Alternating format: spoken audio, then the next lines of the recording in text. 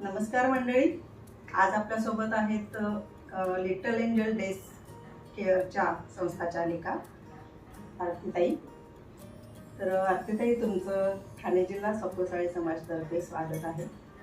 मातांकिनी दशांकिनींना वंदन करून आपण सुरुवात करूया.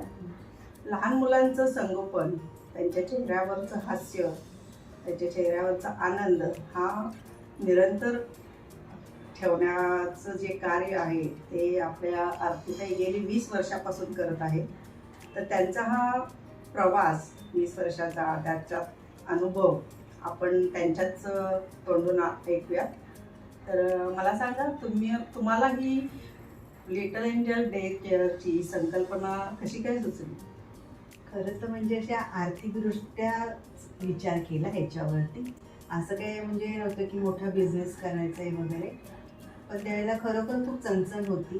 2 मुलं होती, नोकरी होती पण नाहीच करू शकत होती पुढे. मग सोडली. मग विचार केला मग आता काय करायचं, मग काहीतरी बिझनेस करायचा. मग त्याला भांडवल पाहिजे. हा असा बिझनेस आहे ना, तुमचं स्वतःचं घर असेल तर तुम्ही बिनभांडवलाने सुरू करू शकता. फक्त तुम्हाला याच्यामध्ये तुमचा वेळ द्यायचा आहे, इमानदारीने, किंवा तुमचं हे काम होतं. जरा भीतच पाऊल टाकला. खूप खाचेखोचे आले, पण त्यानंतर 2-3 वर्षामध्ये टेक्निक कळायला लागलं. मग सगळं सुरळीत झालं. आता तुम्ही 20 वर्षापासून याच्यामध्ये आहात, फील्डमध्ये आहात. ऑब्व्हियसली तुमची मुलं त्यावेळी लहान असतील. किती वर्षाची होती मुलं? म्हणजे मी जेव्हा सुरुवात केली तेव्हा हा माझा मुलगा 2च वर्षाचा होता. त्यामुळे मी जॉबला जाऊ शकत नव्हते. जॉब सोडला, पार्ट टाइम करत होती, पण तरी पण म्हणजे तीच तारेवरची कसरत. मग नंतर शेजारी एक मैत्रीण होती आणि खरंच तिच्यामुळेच मी हे केलं. मग तिचं नाव मी नक्की घेणार, दीपा शिंदे म्हणून. आणि ती ट्युशन्स वगैरे घेते, हायर क्लासेसचे वगैरे, दोघे हजबंड अँड वाईफ. ती मला बोलली, काय अशी पायपीट करते, काहीतरी स्वतःचं चालू कर. म्हटलं काय करू? तर मग मला म्हणाले की कर. मग टिफिनची कामं सुरू केली. मग टिफिनचं करता करता हे पण केलं. मग हळूहळू वाढायला लागलं. मग ते जरा कमी केलं, कारण मुलांना सांभाळून ते करता जरा कठीण होतं. माझी मुलं मला घडवायची होती, म्हणून मी लोकांची मुलं सांभाळायला सुरुवात केली. आज तसं पाहायला गेलं तर चाइल्ड डे केअर हे काळाची गरज झालेली आहे. तर पॅरेंट्स मुलांना तुमच्या जबाबदारीवर सोडून जातात. म्हणजे मुलं म्हणजे हा त्यांचा आईवडिलांचा दागिनाच असतो. तर त्यांच्या सिक्युरिटीसाठी तुम्ही म्हणजे तुमच्या डे केअरला काय असे अरेंजमेंट केलेली आहे का? सगळ्यात पहिले म्हणजे मी सुरुवातीला जेव्हा फॉर्म भरून घेते मुलांचा, त्यावेळेला मी पॅरेंट्स लोकांना सांगते की तुमच्या मुलांना तुमच्या व्यतिरिक्त म्हणजे पप्पा आणि मम्मीच्या तिसरा कोण येणार आहे घ्यायला न्यायला, त्या माणसाची समोर येऊन मला ओळख झाली पाहिजे. आणि अगदी लहान मुलं असेल तर मग 5 वर्षापर्यंत तर त्याची गरजच पडते. तुम्ही त्या व्यक्तीला आणा, रीतसर ओळख करून द्या. नंतर तुम्ही असं म्हणाल की फोनवर हा अमुक आलाय, तुम्ही मुलाला द्या, मी देणार नाही. तुम्हाला किती उशीर होऊ दे, मूल माझ्याजवळ राहील. माझ्या कामाच्या वेळेमध्ये कोणी, माझ्या फॅमिलीचे 4 लोकांच्या शिवाय दुसरं कोणी आतमध्ये येऊ शकत नाही. आणि पॅरेंट्स लोक आले तर. आणि आता ही मुलं म्हणजे किती वर्षापासूनची मुलं आहेत तुमच्या इथे अशी? मी आता म्हणजे 4-5 महिन्यापासूनच्या मुलांची इन्क्वायरी येते. तर 6 महिन्यापासून मुलं मी घेतलेली आहेत, सांभाळलेली आहेत. तीच मुलं ती आता कोणी 12 वर्षाचं आहे, कोणी 13 वर्षाचं आहे, असं. एकूण किती मुलं आहेत आता तुमच्या? आता एकूण 16 मुलं आहेत. आता ह्या छोट्या मुलांचं सगळं तुम्ही बघता की तुम्ही आया वगैरे काय ठेवलेली आहे? स्वयंपाकाचं सगळं मीच बघते, कारण ते सगळं म्हणजे हायजेनिक असायला पाहिजे.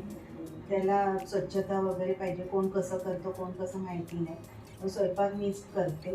आणि बाकी असं म्हणजे मुलांचं डायपर वगैरे चेंज करायला बाई, शाळेत मुलांना बाहेर नेणं, तिलाच एकटीला सगळं दडपण आणण्यापेक्षा मग बाहेरचं कोणाचं आणायचं वगैरे, मुलांना पिकअप ड्रॉप असतो त्याच्यासाठी. मग त्या बाहेरच्या बाहेर, त्या घरात येत नाही. असं आता आपण एखादं घर भाड्यानं दिलं किंवा आपण सुद्धा घरामध्ये कामाला बाई ठेवतो, तर त्यांची आपण सिक्युरिटी म्हणून पोलीस स्टेशनला नोंद करा, हे मॅन्डेटरी आहे. म्हणजे हे करणं गरजेचं आहे. तर तुम्ही तसं काही त्या आयाबाईंचं असं पोलीस स्टेशनला माहिती देऊन ठेवली नाही, ऍक्च्युली कसं माहिती, मी पहिली गोष्ट म्हणजे मी आमच्या एरियाच्या बाहेरच्या बायका घेतलंच नाही. ज्या आहेत त्या माझ्या एरियातल्याच आहेत आणि एक आहे त्या तर माझ्या बिल्डिंगमध्ये माझ्या फ्लोअरवरच राहतात.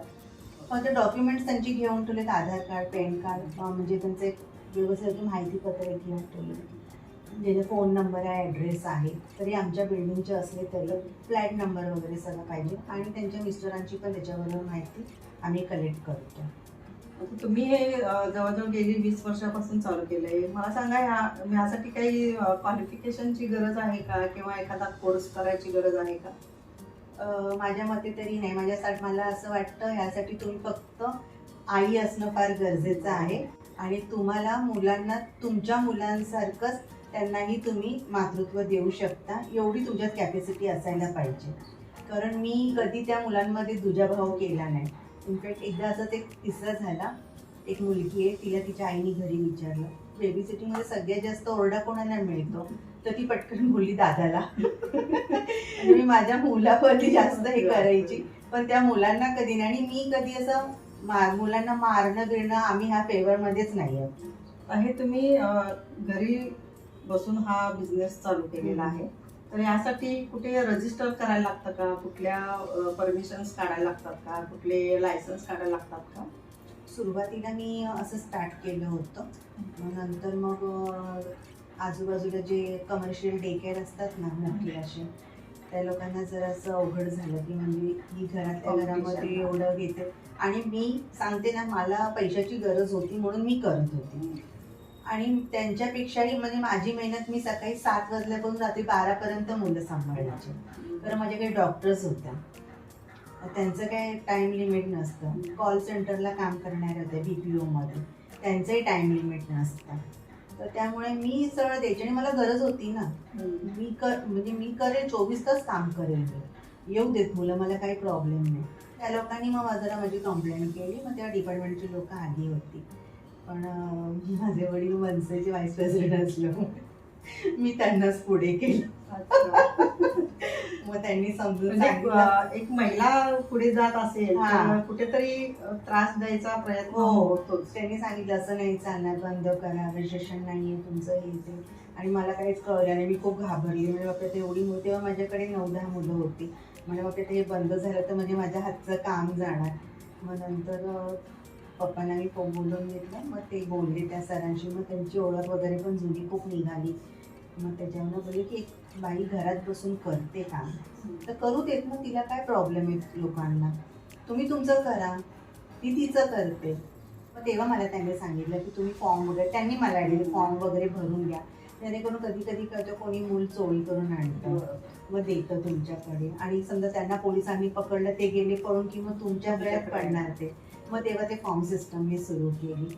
आणि मग ते बोलले तुम्ही ते बिझनेसचं ते आधार कार्ड, उद्योग आधार असतं ते करून घ्या, एक रजिस्ट्रेशन तुमच्याकडे राहील. मग तेव्हा ते तसं करून घेतलं. मला वाटतं उद्योग आधार तर लागेलच आणि लोकल अथॉरिटीजना रजिस्टर करायला पाहिजे. कारण तुम्ही छोटी मुलं तुमच्या दिवसभर सांभाळतात, तर ती थोडी रिस्कच असते. लोकल अथॉरिटी म्हणजे आता आपण मोठ्या शहरात महापालिका असतील, कुठे नगर परिषद असते, नगरपालिका असते, ग्रामपंचायत असते, तर अशा ठिकाणी ते रजिस्टर असायला हवं. तर म्हणजे आपल्या आता इतर महिलांना जर असं काढायचं असेल घर बसल्या तुमचं कडून प्रोत्साहन घेऊन, तर त्यांना काय सांगू शकाल की कशी तयारी पाहिजे? म्हणजे हा चालू करण्यासाठी खर्च किती येतो किंवा तुम्ही किती खर्चात चालू केलं? खर्च म्हणाल ते काहीच तुम्हाला लागत नाही. एक तुमचं स्वतःचं घर पाहिजे. कारण पालक येतात ना, तर तुम्हाला पहिला प्रश्न विचारतात, तुमचं घर स्वतःचं आहे का? ते भले भाड्याच्या घरात राहतात, पण ते तुम्हाला विचारतात. कारण का त्यांचंही बरोबर आहे, कारण त्यांनाही सिक्युरिटी हवी असते. तुमचं घर आहे म्हणजे तुम्ही इथे काही गडबड करणार नाही.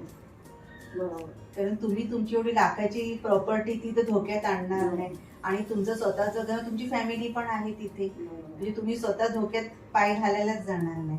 तर ते पाहिजे तुमच्याकडे. आणि दुसरी गोष्ट, वेळ, मी म्हटलं ना, तुम्ही सांगा त्यांना मी तुम्हाला माझा वेळ देते, तुम्ही मला त्या वेळेचे पैसे द्या. आणि तुम्हाला घरामध्ये बसण्याची 24 तास बसण्याची सवय असली पाहिजे. जर तुम्हाला बाहेर भटकायची सवय असेल तर तुम्ही हे काम नाही करू शकत. तुमचा दिवस कितीला चालू होतो? पूर्वी तरी जरा लवकर व्हायचं जेव्हा हा शाळेत जायचा, पण आता जरा म्हणजे मी सकाळी 6:45-7 पर्यंत सुरू होतो आमचा. मग नंतर संध्याकाळचं काही सांगता येत नाही, पालक येतात तोपर्यंत. कधी उशीर होतो ट्रॅव्हलिंग मध्ये वगैरे, इतक्या लांब लांब जातात. तेच आता आपण मुंबई सारख्या शहरात राहतो, पावसाळ्यामध्ये तर बघतो ट्रेनच्या कशी हालत होते. मग तुमचं टाइम टू टाइम असतं की ओव्हर टाइम पण तुम्ही सर्व्हिस देता? म्हणजे कधी महिलांना तर ट्रेन पावसाळ्यामध्ये लेट होतात वगैरे, तर कसं करता तुम्ही? नाही, देतो ना वेळ, कारण मी घरातच असते, मी माझी कामं पण करत असते. मला काय असं मी दुसरीकडे कुठे जाऊन तर करत नाही, मी घरातच आहे. राहू दे, मुलं माझ्याकडे आहेत, मी माझी कामं पण करते आणि मुलांनाही सांभाळते.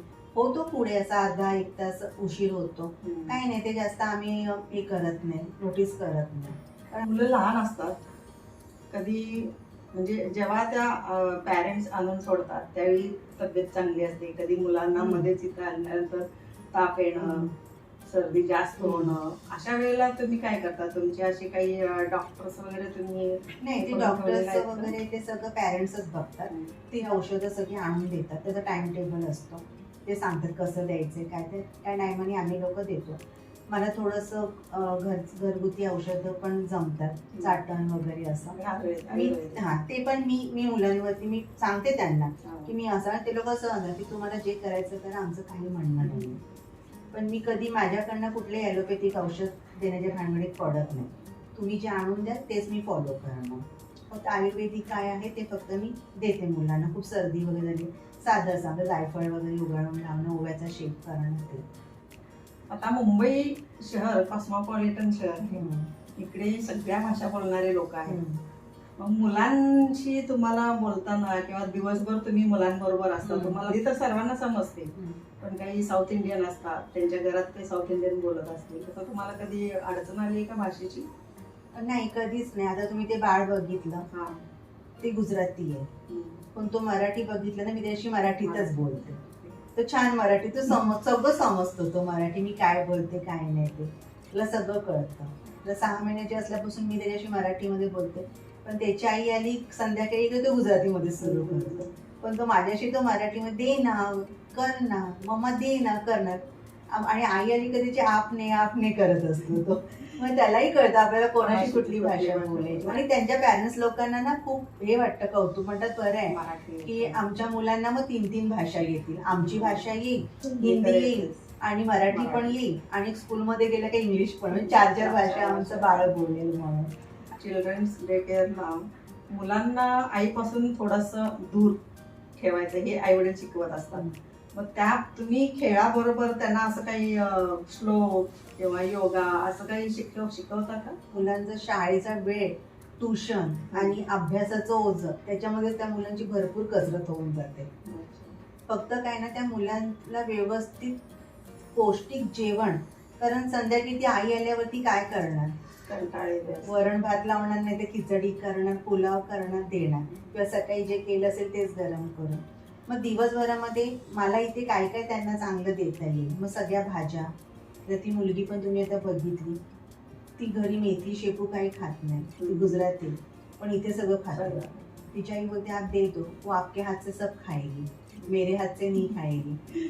मग इथे सगळं तिला, कधी थालीपीठ, घावणे, डोसा, इडली, सगळं सगळं सगळं फिलिंग फूड. आम्ही बाहेरचं काही सुद्धा मागून मुलांना खायला घालत नाही, सगळं खातात ते लोक. फक्त आम्ही पौष्टिक देण्याचाच प्रयत्न करतो. त्यांना माहिती आहे काकी काही मागवणारच नाही, आपण नाही खाल्लं तर आपल्याला उपाशी बसावं लागेल. म्हणजे मुलांना देखील समजतं कुठे काय, कुठे आपला हट्ट पूर्ण होणार. करतात मुलं. तुम्ही जर घरी सारखे पार्सल मागवले ना तर तुमचं मूल तुमच्याकडे हट्टच करणार, मला हे नकोय, मला ते मागवून दे.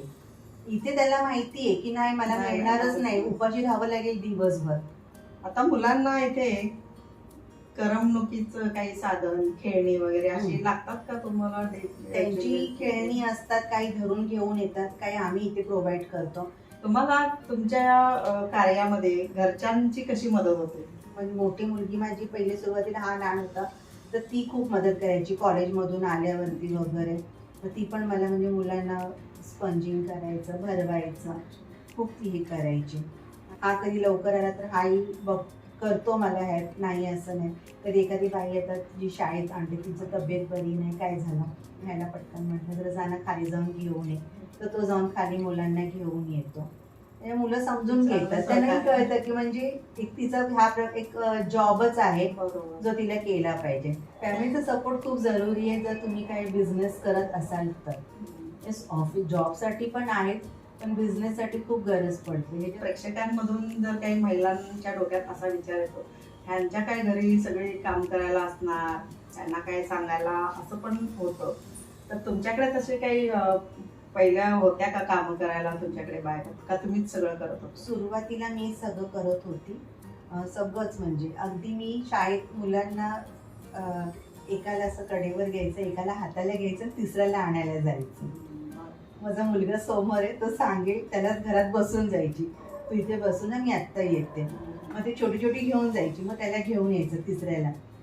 त्यावेळेला माझ्याकडे वॉशिंग मशीन वगैरे हे काहीच नव्हतं. मग मशीन घेतली, मग थोडंसे मॉप वगैरे घेतला. नंतर जेव्हा मुलं खूप वाढली, मग मुलगी माझी पुण्याला शिकायला गेली, मग ते सगळं एकदा माझ्या अंगावरती आलं. आणि मग त्यावेळेला थोडा माझा हेल्थ इश्यू पण झाला, BP वगैरे शूट झालेला. मग तेव्हा एक हेल्पिंग हँड एक बाई आल्या त्या, मग त्या दिवसभर माझ्या. पण तेव्हा पण स्वयंपाक वगैरे सगळं मीच करायची. किचन नव्हतं त्यांच्या ताब्यात दिलं, ते माझ्याच ताब्यात होतं.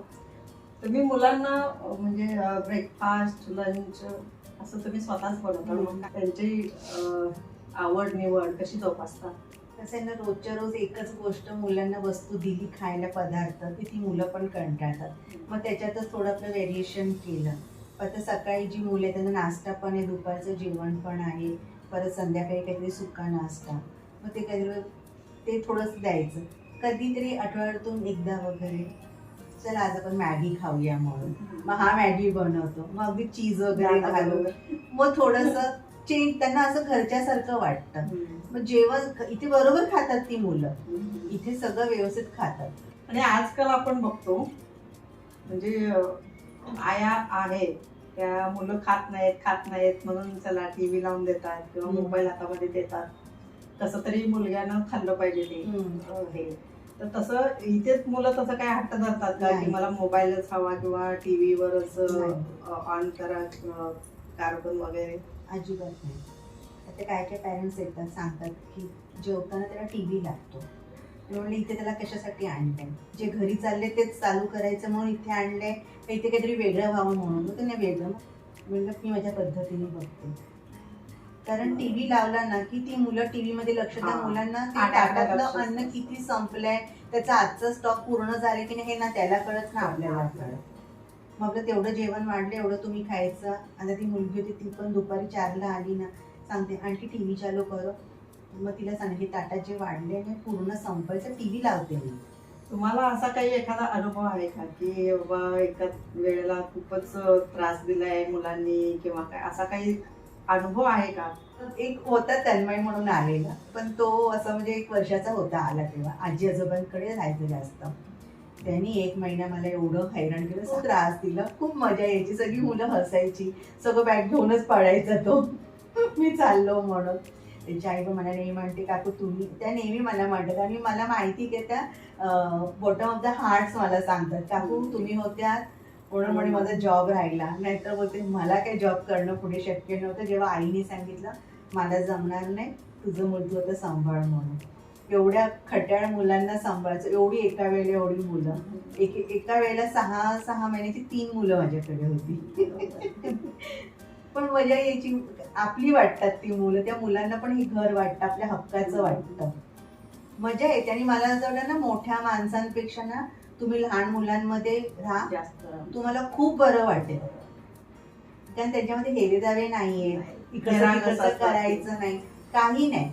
तुम्ही प्रेमाने जवळ केलं ती तुमची झाली. हो ना. त्यांना काय कळते की आमची आई वडील पैसे देतात ते म्हणून ही बाई आम्हाला सांभाळते. निरागस असतात. खूप मजा येते, खूप म्हणजे खूप. मला सगळ्या म्हणण्याचे तुझी मजा आहे, तुला मुलांमध्ये व्हेरायटी बघायला. आज आपण आरतीताईंशी खूप गप्पा केलेल्या आहेत आणि बरीचशी माहिती मिळवलेली आहे. आरतीताईंना एक विचारू इच्छिते, जर बऱ्याचशा महिला काही करायचं म्हटलं की घाबरतात, आपल्याच्यानं हे होईल का, कसं होईल, तर अशा महिलांसाठी तुम्ही काय सांगू इच्छिता?